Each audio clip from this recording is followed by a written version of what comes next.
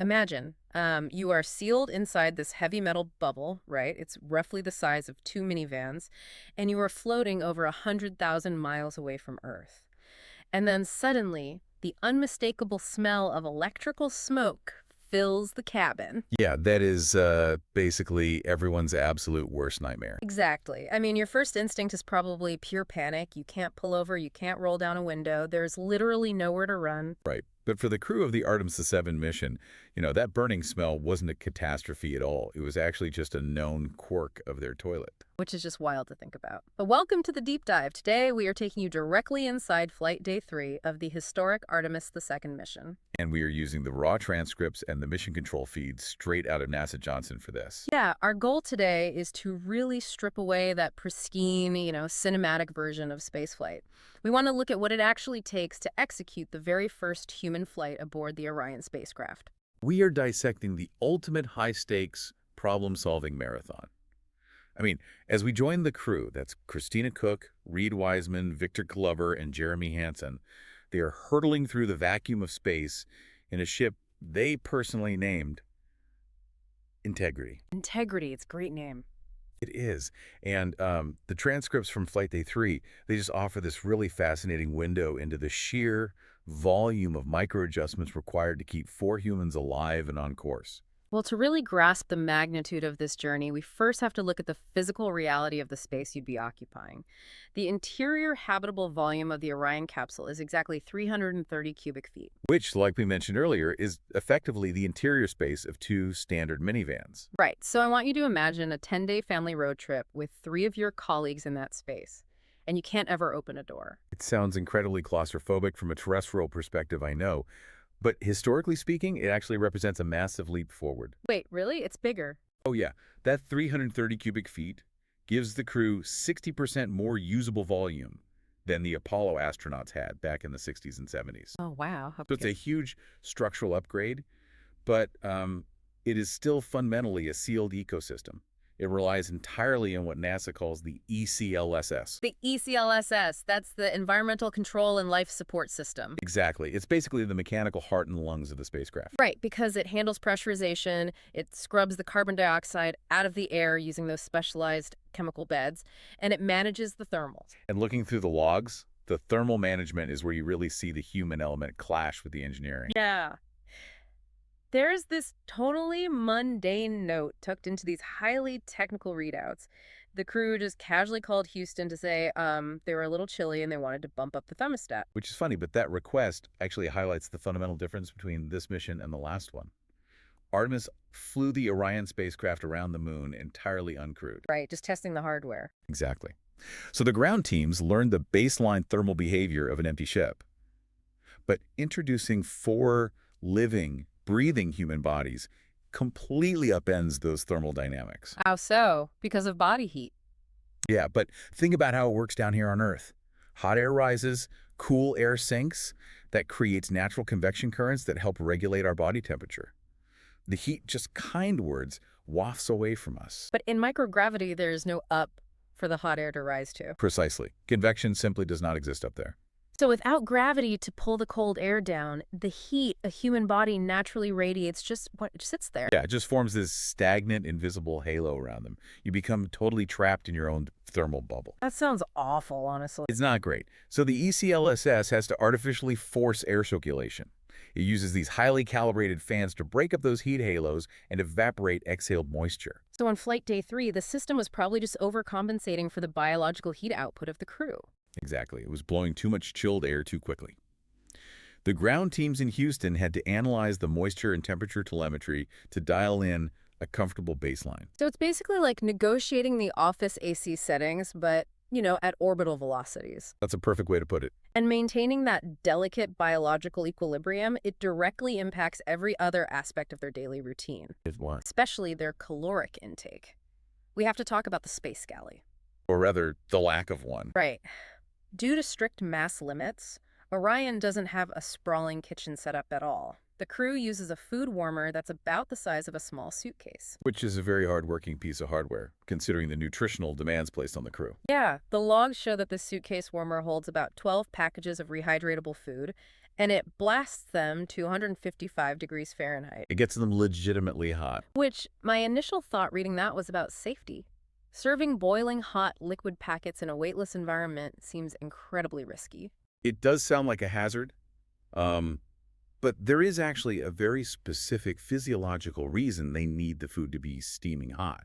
And it all goes back to how the human body reacts to microgravity. Because of the fluid shift, right? Yes, the fluid shift phenomenon.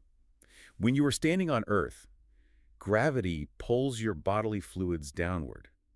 Your cardiovascular system has to work pretty hard to pump blood back up to your head. Right, fighting gravity all day. But the moment you enter the microgravity of space, that downward pull just vanishes. Your body is still pumping with the exact same force, so it pushes a massive volume of fluid right up into your chest and your head. Which is why astronauts often look kind of puffy in the face during those first few days of a mission. Exactly. And that fluid shift causes the mucosal tissues in the nasal passages to swell up.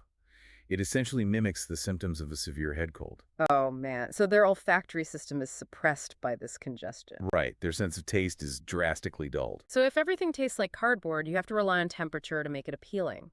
Heat does two things here. First, it provides a comforting sensory experience. But more importantly, it helps release whatever volatile aromatic compounds remain in the food. Oh, I see. So the steam carries the smell. Yes. If you can get the meal hot enough to generate steam, those compounds have a much better chance of penetrating those swollen olfactory receptors. Because if the food is lukewarm, it's just tasteless mush. And if it's tasteless, the crew loses their appetite.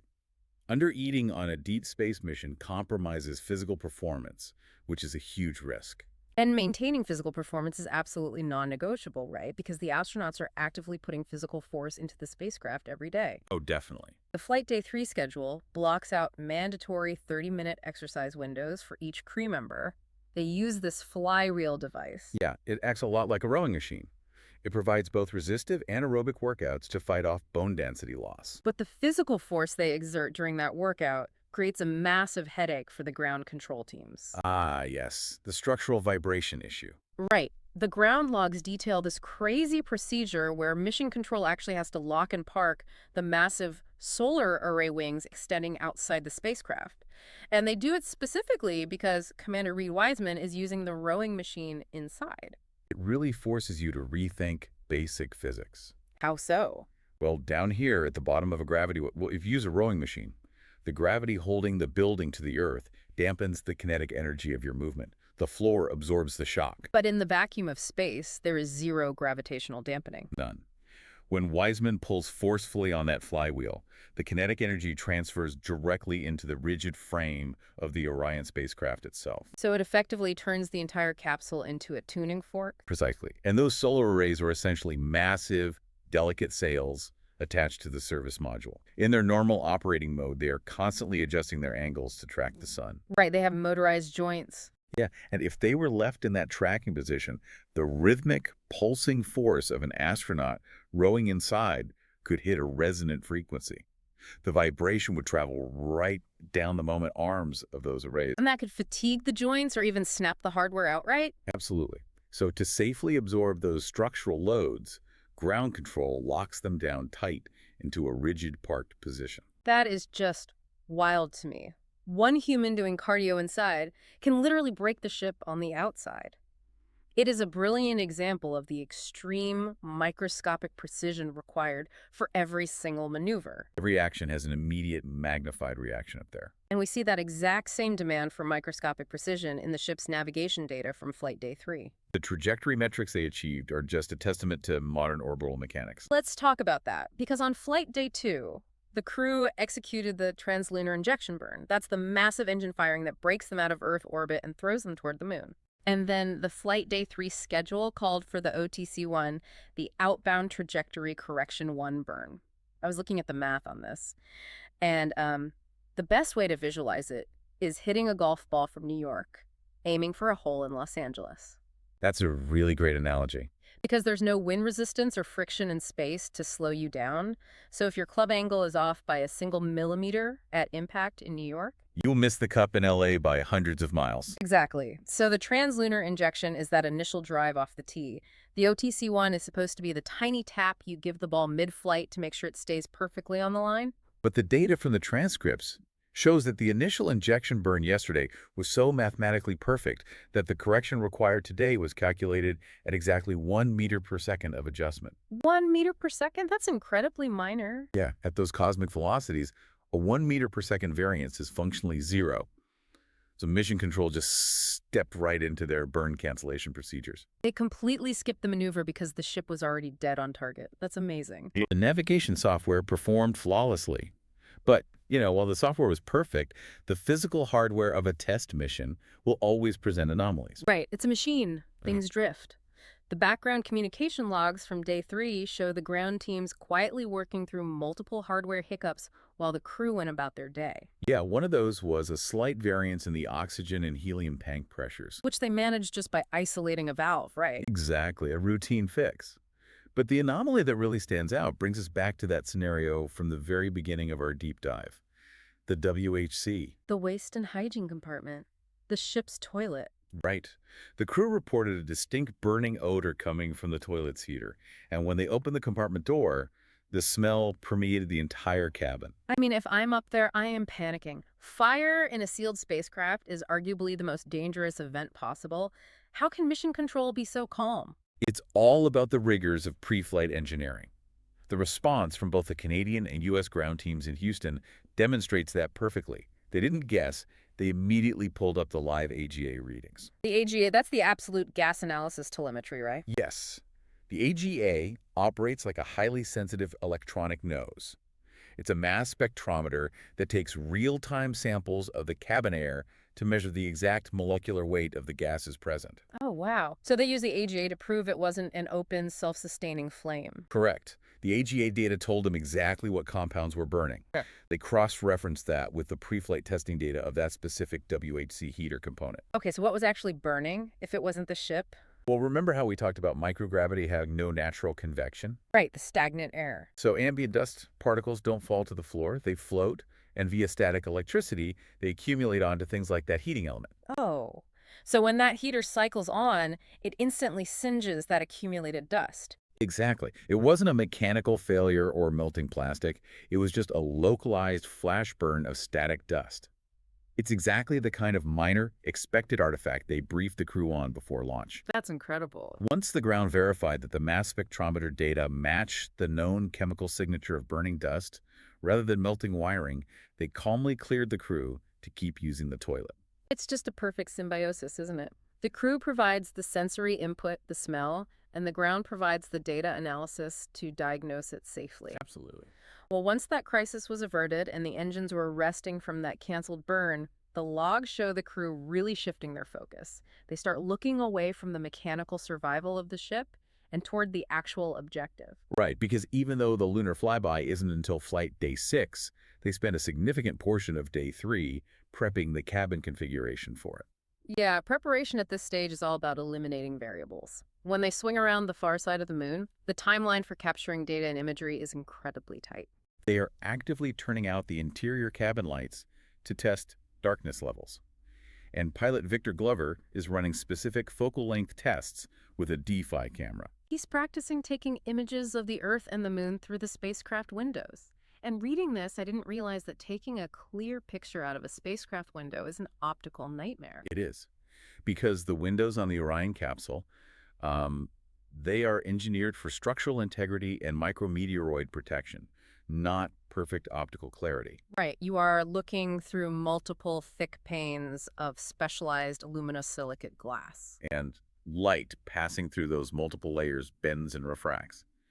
The autofocus systems on a commercial camera get completely confused by the internal reflections. So Glover has to manually calibrate the focus and find the exact angles today just so he doesn't waste a single second fumbling with camera gear during the actual event. Exactly. And during the setup, Canadian Space Agency astronaut Jeremy Hansen radios down with a question that honestly completely breaks my brain. The orientation geometry question.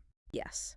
Based on where Hansen is going to be strapped in for the flyby, he asks Houston, when he looks out his specific window, will the moon be right side up or upside down? And Houston confirms that from his exact vantage point, the moon will appear completely upside down. I mean, try picturing that. It requires a total shift in spatial reasoning. Yeah. On Earth, we have a fixed horizon. Up is the sky, down is the ground. It anchors us. But in space, you are flying through a vast, dark, three-dimensional plane. Right. There is no absolute up or down. Orientation is entirely relative to the control panels of the spacecraft. If the ship rotates on its axis, or if Hansen simply flips his body orientation, the entire universe outside the window flips with him. It is such a stark visual reminder that they have completely left the physical rules of Earth behind, and they actually left Earth behind in a highly measurable way on Flight Day 3. Yes, they did. At exactly 118,000 nautical miles out, Mission Control announced that the crew was officially geographically closer to the moon than they were to Earth. You can read the collective awe in the transcript when they cross that halfway point. It is a massive psychological milestone. For sure. But from a strict mathematical and orbital mechanics perspective, we do have to clarify what that distance actually means regarding gravity. Right, because even though they are geographically closer to the moon physically, they haven't actually entered its gravitational territory yet. Right. They have not yet crossed into the lunar sphere of influence. In orbital mechanics, there's a boundary known as a Lagrange point, specifically L1 between the Earth and the Moon. Okay, what happens there? This is the point of gravitational equipotential. It's where the pull of the Earth and the pull of the Moon perfectly cancel each other out. So until they cross that specific Lagrange point, Earth is still the dominant force pulling on the ship, no matter how close the moon looks out the window. The Earth's gravity is still their invisible anchor. That actual gravitational handoff where the moon's mass becomes the primary force dictating Orion's trajectory won't happen until Flight Day 5. Oh, wow. So on Day 3, they occupy a very unique liminal space in the cosmos. They are caught in the middle, geographically closer to their destination, but still physically bound to their origin. And, occupying that middle space really forces us to look at the bigger picture of this mission. It does. Flight Day 3 is just an incredible study in juxtaposition. You have these highly trained astronauts managing the mundane reality of dumping wastewater and eating from a hot suitcase, all while executing a flawlessly precise cosmic ballet to reach the far side of the moon. It is the absolute mundane wrapped inside an engineering miracle. I think the perfect encapsulation of this reality comes directly from Jeremy Hansen. During a live broadcast beamed down to the Canadian Space Agency on Day 3, he looked into the camera and said, "If we can send a human around the moon in 2026, just imagine what we're capable of doing next." It is such a profound statement when you contextualize it with the logs we just read. Because this deep dive into the raw data proves that successfully going to the moon isn't cinematic magic. It isn't a miracle. It is just thousands and thousands of small, meticulously solved micro-problems. Right. It's figuring out how to circulate air without convection. It's locking a solar panel so kinetic exercise doesn't snap a wing. It's using mass spectrometry to identify burning dust. It's breaking the impossible down into highly manageable data points. Yeah, exactly. And the challenge I want to leave with you, listening to this right now, is to apply that framework to your own world. We look at massive earthly challenges, whether it is infrastructure, scientific research, or just the overwhelming complexity of our own communities, and we often view them as insurmountable. But they feel too big to fix. But if humanity can collaborate across international borders, manage complex orbital dynamics, and solve these micro-problems in the deadly, unforgiving vacuum of space, what massive, seemingly impossible earthly challenges in your own life could be solved? What could we fix if we approached it with its exact same level of unified step-by-step precision? That is an incredible lens to view the world through. Maybe the massive systems we rely on aren't fundamentally broken. Maybe we just need to secure our structural arrays, check our telemetry, and tackle the problems 1 meter per second at a time. Thank you so much for joining us on this deep dive into the reality of Artemis II. Keep analyzing the details and keep your own curiosity firing. We will see you next time.